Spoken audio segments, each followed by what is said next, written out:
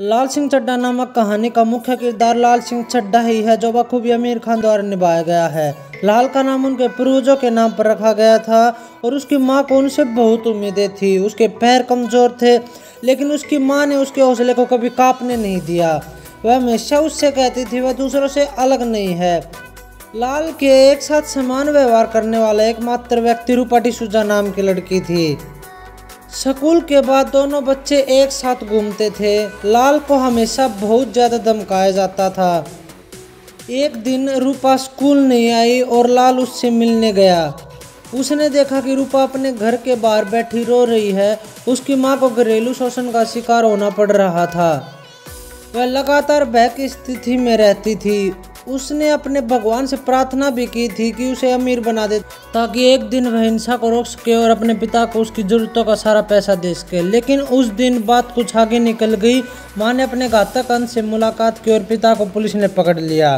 रूपा को उसकी दादी के साथ रहने के लिए भेजा गया था, जो लाल के घर पर काम करते थे। लाल खुश था क्योंकि अब रूपा उसके पास आ गई थी। लाल की मां ने उन्हें और रूपा को ग्रेजुएशन करने के लिए दिल्ली के हिंदू कॉलेज भेज दिया। लाल की मां के पास अपने इकलौते बच्चे को दुनिया के पापों से बचाने का एक अनोखा तरीका था। जब भी देश नफरत से जल रहा था, उसने उससे कहा कि मलेरिया फैल गया है और वह तभी सुरक्षित है जब वह अपने कमरे में रहे। जब भी देश नफरत और गुस्से में भर रहा था, लाल ने खुद को घर के अंदर बंद कर लिया, चाहे वो 1984 के सिख विरोधी दंगों या फिर 1990 की रथ यात्रा के दौरान या मंडल आयोग के दंगों के दौरान। लाल सेना में शामिल हो गए और रूपा भी नेत्री बनने के लिए मुंबई चली गई।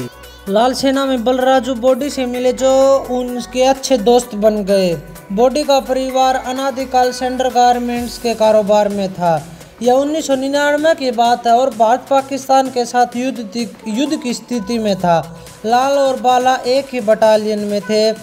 घुसपैठियों के कब्जे वाली चोटियों में से एक पर कब्जा करने के लिए उनके सैनिकों को एक मिशन दिया गया था। रूपा ने लाल से कहा था कि जैसे ही उसे लगे कि उसकी जान को खतरा है, वह दौड़ना शुरू कर दे। उन्होंने ठीक वैसा ही किया, लेकिन जब वह चट्टान की तलहटी पर पहुंचा तो उसने महसूस किया कि उसका दोस्त बाला पीछे छूट गया है। वह फिर वापस चला गया, लेकिन हर बार उसे कोई ना कोई साथी सैनिक मिला जो घायल हो गया था और मदद मांग रहा था। उसने देखा कि पाकिस्तानी कमांडर भी जमीन पर पड़ा हुआ है। वह नहीं जानता था कि कौन शत्रु है और कौन मित्र। उसने उसे भी अपने कंधों पर उठा लिया और नीचे ले आया। वह बाला को नहीं बचा सका, लेकिन अन्य 5 सैनिकों को बचा लिया, जिसके लिए उसे भारत सरकार द्वारा पदक से सम्मानित किया गया था। अब कहानी आगे बढ़ती है। एक दिन रूपा उसके पास वापस आई, लेकिन खुश नहीं थी।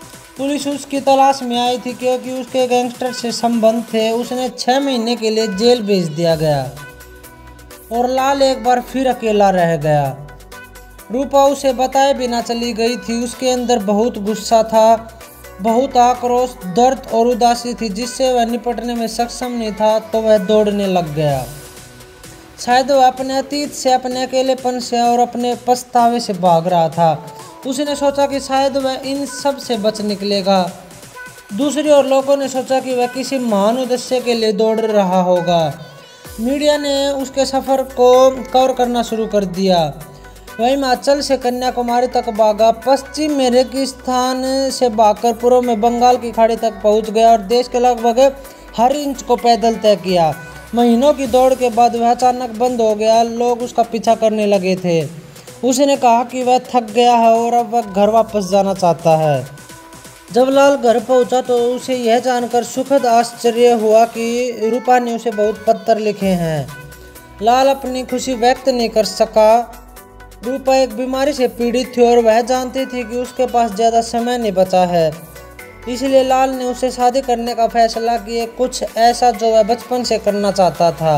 रूपा के जाने से पहले लाल ने पहले जीवन भर के लिए यादें बना ली थी। उसे अब भी याद था कि कैसे उसकी माँ पूरे दिन बेंच पर इंतजार करती थी और उसे याद आया कि कैसे वह रूपा से पहली बार मिला था। जीवन के चक्कर ने एक क्रांति पूरी कर ली थी और यह एक नया अध्याय शुरू करने का समय था। तो कहानी होती है खत्म। बाय।